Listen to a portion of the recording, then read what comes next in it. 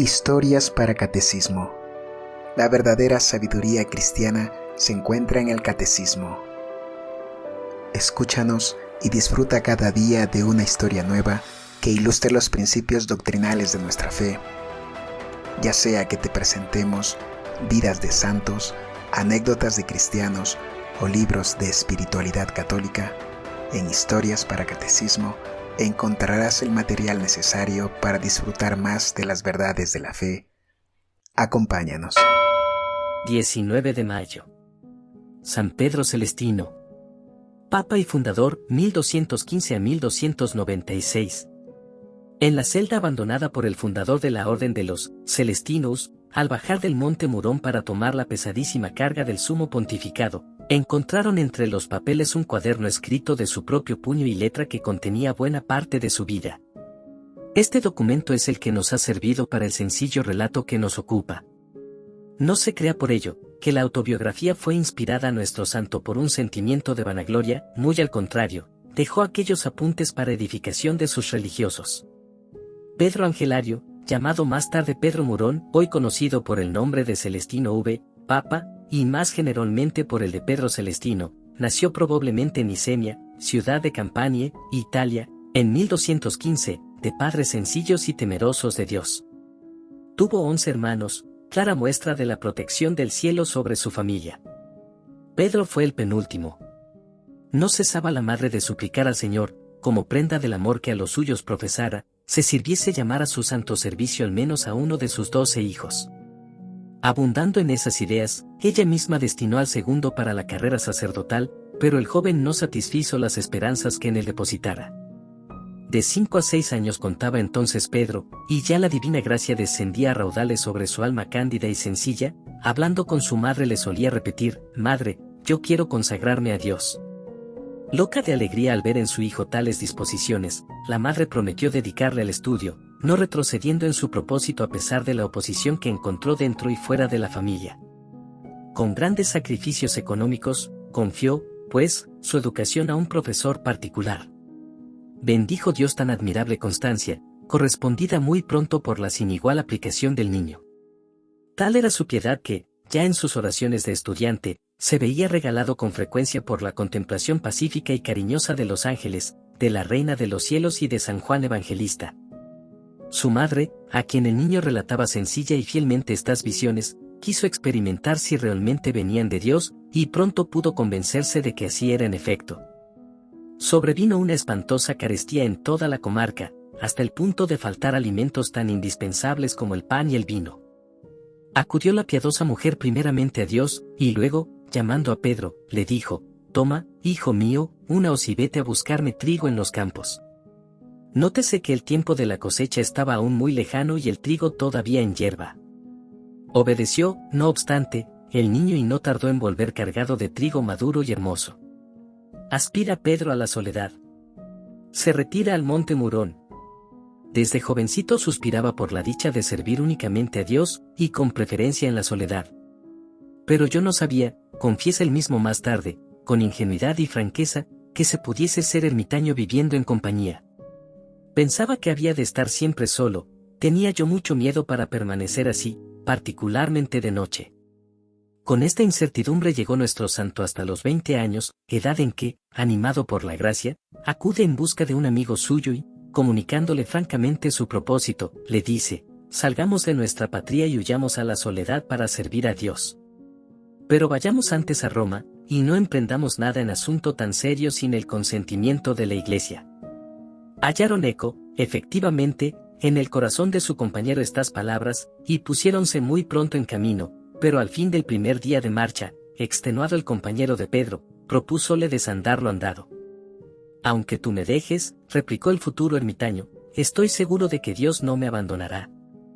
Y prosiguió solo su camino por espacio de un día más, detenido por una horrorosa tempestad, refugióse en una iglesia erigida en honra de San Nicolás, en cierto paraje que él mismo denomina Sangro. Allí, Dios le inspiró que renunciase a su viaje de Roma, y, sin esperar más, diese comienzo a la vida eremítica. Había una selva en las cercanías, donde pasó 6 días en oración y ayuno continuos, subió luego a una asperísima montaña y se alojó en una caverna, que más parecía una tumba, tan pequeña era, que apenas podía el santo acostarse en ella sin estar de pie. 3 años pasó en aquel cubil, viéndose inundada su alma durante este tiempo por las más abundantes gracias del cielo. Inquieto, mientras tanto, el demonio con tal prodigio de santidad, le asaltó con toda su saña, pero siempre coronaba el santo la refriega con la más completa victoria. Visitábanle a menudo en aquella soledad algunas personas virtuosas, sabedoras de las tentaciones a que estaba sometido, trataron de convencerle para que se ordenara de sacerdote. Acercándote con frecuencia a la sagrada mesa, le decían, recibirás en el Santísimo Sacramento nuevas fuerzas para la lucha. Convencido por semejante razonamiento y a pesar de su profunda humildad, púsose el joven ermitaño en marcha para Roma, donde le fueron conferidas las sagradas órdenes. A su vuelta, tomó Pedro el hábito de San Benito en el monasterio de Faifola.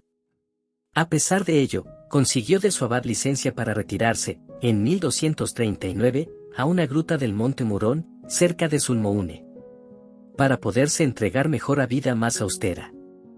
5 años pasó en aquella soledad, iluminando la comarca toda con el resplandor de sus virtudes, y en medio de privaciones sin cuento, a las cuales añadía, además, tremendas maceraciones.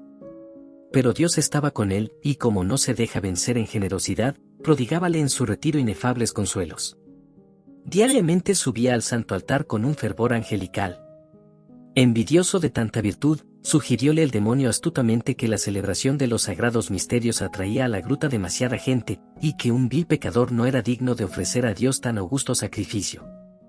Inoculadas así en su espíritu la perplejidad y la duda, iba el santo solitario a ponerse en camino para consultar al Papa, a pesar de la nieve y del invierno, cuando una visión le detuvo en sus propósitos.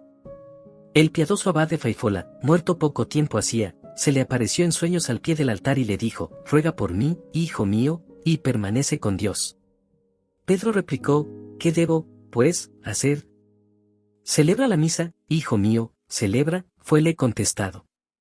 La visión desapareció. El mismo día visitó el solitario a su confesor, que le habló en el mismo sentido. Serenado el santo, prosiguió su vida contemplativa. Al pie del monte Majela. En 1244, Pedro, que buscaba de continuo la soledad, retiróse al monte Majela, en la diócesis de Chiati, donde se le juntaron algunos discípulos, atraídos por su santidad. 2, nada más, tuvo en un principio, pero este número aumentó rápidamente, a pesar de su resistencia, puesto que hubiese querido permanecer a solas con Dios. Tal fue el origen de la orden de los Celestinos. Habitaban cabañas hechas con ramas y espinas en medio de una espantosa soledad. Una blanquísima paloma vivió durante 2 años en medio de ellos, tomando la comida en el mismo sitio que más tarde serviría para la erección del altar mayor de la Iglesia del Espíritu Santo, acabada el año 1247. Con frecuencia, los religiosos y muchos peregrinos, que acudían a aquel refugio de la virtud, oían invisibles campanas que los llamaban al divino servicio. Era una como lejana armonía que poco a poco iba creciendo, solemne en las grandes festividades, suave en los días ordinarios. Recogía también el oído el eco de voces misteriosas que tomaban parte en el canto del oficio divino. En aquel lugar bendito, sentíase, por doquier, la presencia de Dios. La vida de aquellos solitarios, nada tenía de terrenal. Y, no obstante, Pedro iba más lejos que todos los demás en la práctica de las austeridades. Observaba al año 4 cuaresmas, en las cuales solo comía 2 veces por semana. Lo restante del tiempo ayunaba diariamente, siendo su alimento ordinario pan seco y mohoso que, según la crónica, era preciso desmenuzar a martillazos. Llevaba un hábito de lana burda, con un escapulario por él mismo fabricado, y debajo, finamente disimulada, una cadena de hierro de la que jamás se desprendía. Dormía siempre encima de una tabla o una piedra. El demonio, lejos de ceder terreno a sus contrarios, continuaba en sus persecuciones y luchas contra los monjes con más furor que nunca. Ora hacía prender fuego a las ramas que los resguardaban de las inclemencias del tiempo, ora se les aparecían animales de formas horrorosas, con frecuencia oíanse durante la noche espantosos aullidos. Pero toda esta fantasmagoría desaparecía ante el poder del santo. Por esta época, Dios le concedió el don de milagros en grado extraordinario. En repetidas ocasiones, renovó el varón de Dios, en el monasterio, las provisiones agotadas. Otra vez resucitó a un muerto. Parecía vincular a cada limosna que hacía una gracia especial de conversión para quien la recibía.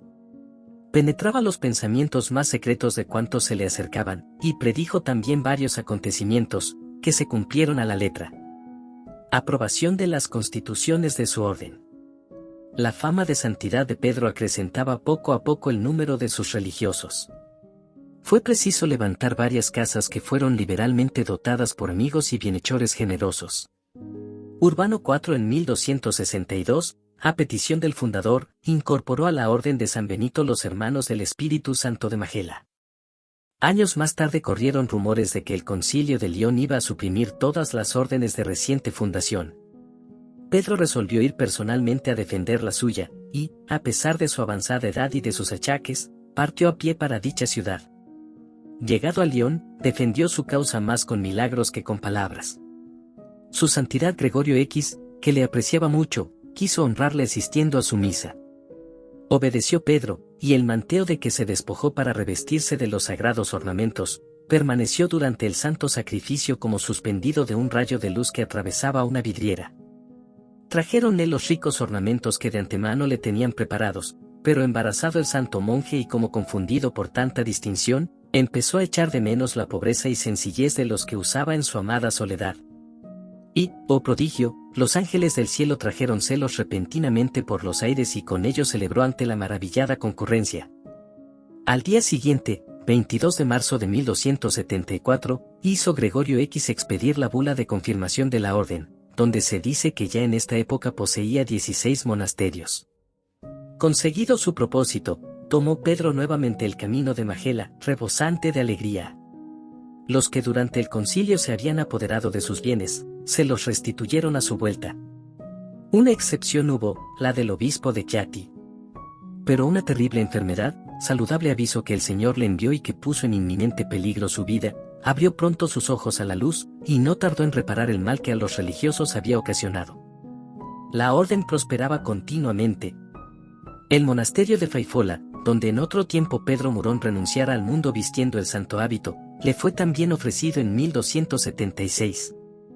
Allá se encaminó el santo con algunos monjes. Una vez consolidada la fundación, se volvió a Majela 1281. Pero fue tal la afluencia de peregrinos que acudieron a venerarle que obligó al siervo de Dios a buscar refugio seguro a su humildad en el monasterio de San Bartolomé de Logio, donde cambió en vino el agua destinada al santo sacrificio de la misa. Después de 2 o 3 años dejó también este lugar para retirarse a Oriento. Allí permaneció hasta 1292, año en que volvió al monte Murón y vivió en la gruta que él dedicó a San Onofre, célebre anacoreta de Egipto en el siglo IV. Breve pontificado. Su abdicación. Se ignora la fecha exacta del fallecimiento del Papa Nicolás IV. Durante más de 2 años, por las discusiones de los cardenales, acaba el solio pontificio. Pedro recibió de Dios mandato de escribirles y reprocharles tal proceder. Apenas leída la carta, una inspiración sobrenatural puso a todos de acuerdo, y les hizo ver en Pedro al pontífice que el Señor deparaba a su iglesia. Efectivamente, aunque no era cardenal, ni siquiera obispo, fue elegido por unanimidad, el día 5 de julio de 1294. El arzobispo de León fue delegado con otros prelados para notificarle la elección.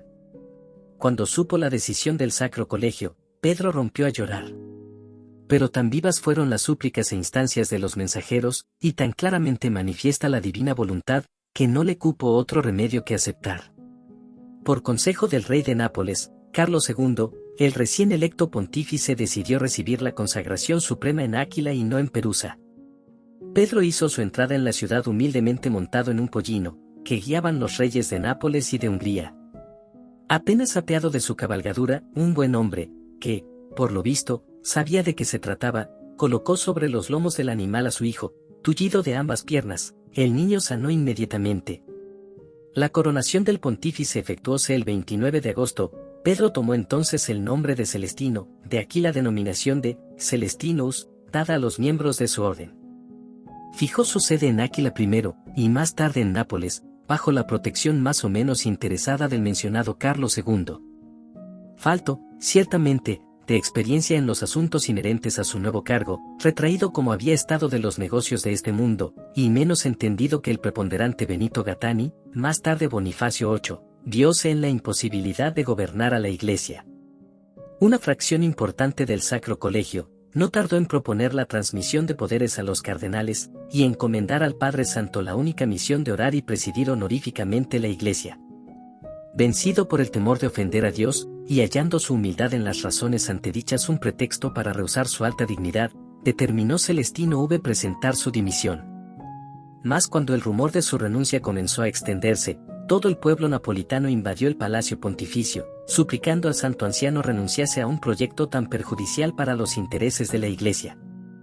Titubeó el Papa por unos instantes, y prometió rogar a Dios para conocer su voluntad. Tras maduro examen y después de algunos días de retiro, reunió en consistorio secreto a los cardenales, el 13 de diciembre del año 1294. Había él, mientras tanto, redactado una constitución en que definía que un papa puede abdicar para atender mejor a la salvación de su alma. Apareció Celestino V majestuosa y solemnemente revestido con los ornamentos pontificales.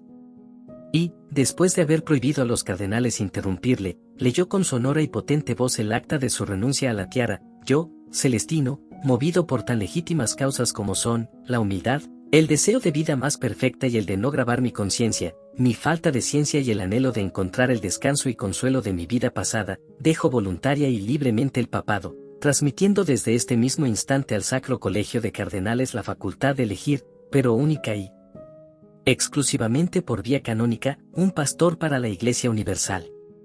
Enseguida salió de la sala, y a los pocos momentos volvió a entrar revestido de su tosco sayal de ermitaño. Esta abdicación fue muy discutida. Dios mismo se encargó de justificar a su siervo. Al día siguiente, Pedro Celestino curó a un cojo al terminar la misa con solo echarle la bendición. Dios le concedió el don de milagros hasta su muerte. 11 días más tarde, y tras un solo día de conclave, el 24 de diciembre de 1294, era elegido papa en Castronuovo, cerca de Nápoles, Benito Gattani, que tomó el nombre de Bonifacio VIII. Prisión y muerte. Parecíale un siglo al piadoso anciano cada momento que se difería su vuelta a la soledad.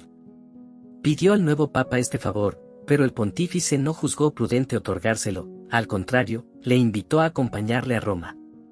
Temía Bonifacio que en caso tan singular y no estando todos conformes con la abdicación, fuera Pedro Celestino instrumento de un cisma, cuyas consecuencias hubiesen sido funestísimas para la Iglesia. La agitación espiritual y moral de aquella época justificaban tal providencia. Mas Pedro huyó secretamente de noche. Cuando llegó al monte Murón, fue recibido con alegría extraordinaria. Pocos meses bastaron para que los emisarios del rey de Sicilia diesen con su paradero y le condujeran a presencia del romano pontífice, que, a la sazón, se hallaba en Anagni. Recibiólo con deferencia, pero tuvo el cuidado de poner a buen recaudo a su predecesor, rodeándole, no obstante, de los honores que le correspondían. Asignóle Bonifacio VIII para su estancia el castillo de Fumona, cerca de Anagni, agosto, 1295. Mas la rigidez y severidad de la guardia cambió en prisión la nueva residencia. Relegóse al santo anciano a una celda muy estrecha, y únicamente le dejaron a 2 de sus hermanos para que le hiciesen compañía en el rezo del oficio divino. Transcurrido algún tiempo, aparecióse San Juan Bautista a Bonifacio VIII y reprochóle su proceder para con el santo cautivo. Asustado el Papa, envió a Fumona hombres de confianza, para cerciorarse del modo como era tratado el siervo de Dios. De madrugada llegaron allá los emisarios, y vieron al santo anciano en el altar, donde, a pesar de ser la festividad de San Juan Bautista, celebraba una misa de requiem. En el solemne momento de la elevación, viéronle en éxtasis, levantado del suelo y con el rostro radiante. Supo Pedro por revelación todo lo que pasaba, y así, cuando la misa hubo terminado, transmitió a los mensajeros las palabras más consoladoras para el Papa Bonifacio, por el que siempre conservó sentimientos de veneración. Después les explicó el porqué de la celebración de una misa de requiem en día de tanta solemnidad. Esta misma noche, les dijo, ha muerto uno de mis mejores amigos. Y Dios me lo ha dado a conocer al tiempo mismo que me anunciaba vuestra llegada. Es celebrado tan de madrugada, para que aquella alma no estuviese detenida en el purgatorio. 9 meses hacía que vivía en Fumona el santo prisionero, cuando el Señor le reveló que estaba próxima la hora de su muerte. Esto fue para el motivo de redoblar el rigor de sus austeridades. Un domingo, al salir de celebrar la Santa Misa, sintióse completamente agotado. Administráronle los santos sacramentos y, una vez recibidos, entró en agonía. Sus labios cárdenos murmuraron todavía las palabras de los salmos que con tanta frecuencia y fervor habían cantado al pie de los altares. Fueron sus últimas palabras estas que cierran los salmos de David: Amis spiritus laudet Dominum, todo espíritu alabe al Señor. Después entregó dulcemente su alma al Creador. Era el 6 de mayo de 1296. San Pedro Celestino fue canonizado por Clemente V el 5 de mayo de 1313.